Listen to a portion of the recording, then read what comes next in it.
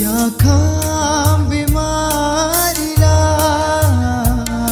माझ्या पापांचा दंड घोर, माझ्या पापांचा दंड घोर तयासिला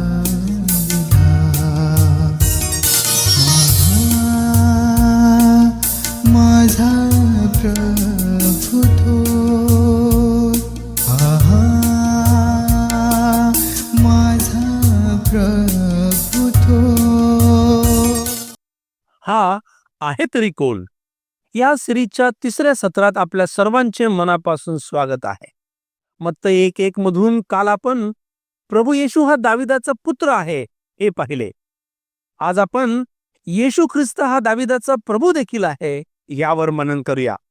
प्रभू येशू ख्रिस्ताच्या बाबतीत एक जण अज्ञानाने असे म्हणाला, प्रभू हे त्याचे नाव आहे, येशू हे त्याच्या वडिलांचे नाव व ख्रिस्त हे त्याचे आडनाव आहे. आपल्या प्रिय देशाच्या नाव उच्चारण्याच्या पद्धतीमुळे काही जणांना असा गैरसमज होत असेल जो नक्कीच दूर व्हायला हवा. येशू हे त्याचे नाव आहे, ख्रिस्त हा शब्द तो अभिषिक्त आहे, मसीहा आहे, दाविदाचा पुत्र आहे याच्याशी निगडीत आहे, व प्रभू हा शब्द दैवत्वाशी निगडीत आहे. येशूला प्रभू म्हणणे हे त्याच्या दैवत्वाला व त्याला ख्रिस्त म्हणणे हे त्याच्या मसीहत्वाला स्वीकारणे होय.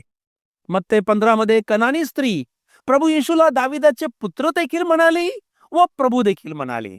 मत्तई 20 मध्ये 2 आंधळे प्रभू येशूला दाविदाचे पुत्र देखील म्हणाले व प्रभू देखील म्हणाले. प्रियांनो, येशू ख्रिस्त हा दाविदाचा पुत्र देखील आहे व तो दाविदाचा प्रभू देखील आहे, देव देखील आहे. स्तोत्र 110:1, मत्तई 22 आणि 43.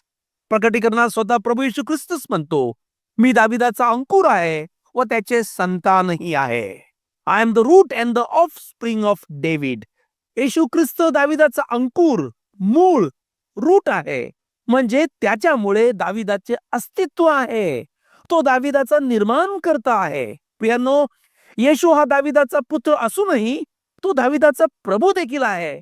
म्हणून तो दाविदापेक्षा श्रेष्ठ आहे. हे किती अद्भुत सत्य आहे बरे. दाविदाचा पुत्र असणे हे शारीरिक नाते दाखवते व दाविदाचा प्रभू असणे हे आत्मिक नाते दाखवते. प्रियांनो, जसं दावीद येशू ख्रिस्ताला आत्म्याच्या प्रेरणेने प्रभू म्हणतो, तसे त्याला प्रभू स्वीकारून त्याच्याशी आपले आत्मिक नाते जोडण्यास देव आपले सहाय्य करो. तर चला श्रोते हो, या दाविदाच्या प्रभूला आपण आपलाही प्रभू बनवूया आणि त्याबद्दल अजून जाणून घेऊया की हा आहे तरी कोण.